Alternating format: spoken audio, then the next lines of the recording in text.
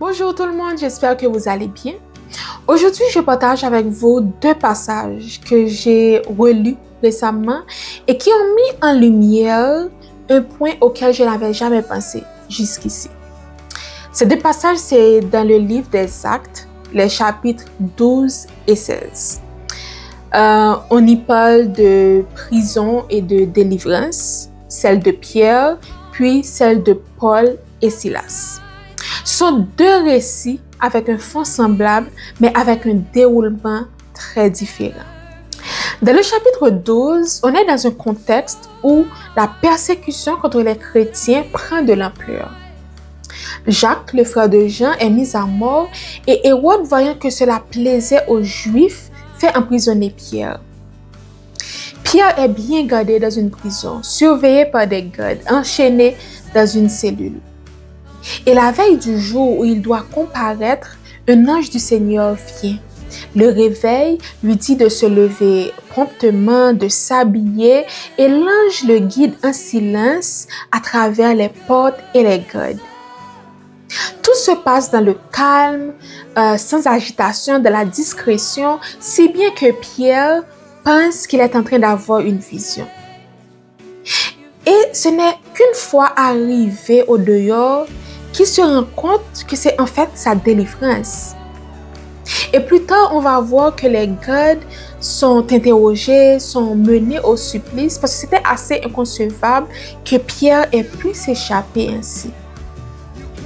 4 chapitres plus tard, dans Acte 16, c'est au tour de Paul et de Silas d'être mis en prison. Et au milieu de la nuit, ils commencent à louer et à adorer le Seigneur. Et les autres prisonniers écoutaient. Tout à coup, il y a un tremblement de terre. Les portes de la prison s'ouvrent et les chaînes des prisonniers tombent. Et lorsque le geôlier, le gardien, se réveille, il est pris de panique, il est prêt à mettre fin à ses jours. Et là, Paul lui dit, « Ne te fais pas de mal, car nous sommes tous ici. » Et là, on vit non seulement une délivrance physique pour Paul et Silas, mais il y a également une délivrance spirituelle. Parce que le geôlier et toute sa famille acceptent le Seigneur et sont baptisés. Et là, on voit le même Dieu, le même miracle de délivrance, mais des voies totalement différentes. Et c'est justement mon point. Nous servons le même Dieu. Dans cette vie, nous aurons des épreuves. Et même quand elles paraissent identiques, Dieu peut choisir d'intervenir de manière totalement différente selon son plan et ses desseins.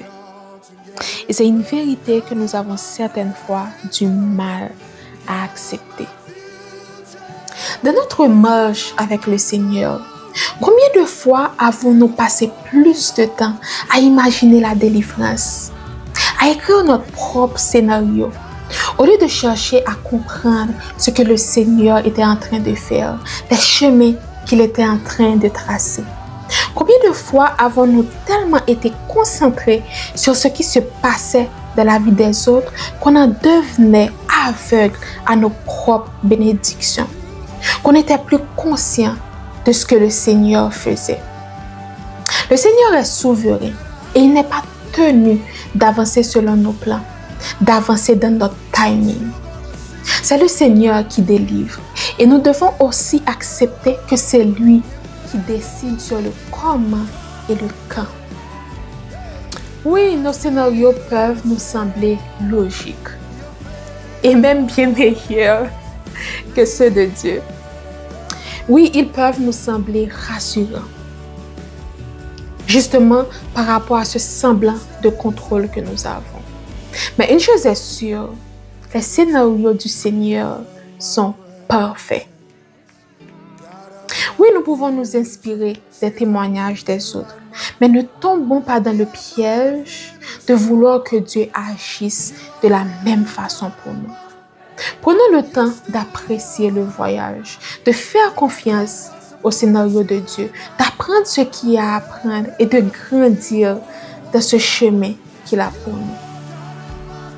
Parce qu'en fin de compte, Que ce soit dans le silence de la cellule de Pierre ou dans l'agitation de la prison de Paul et de Silas, une chose reste et demeure.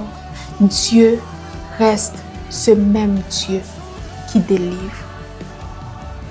Restez bénis et je vous dis à bientôt pour une prochaine vidéo.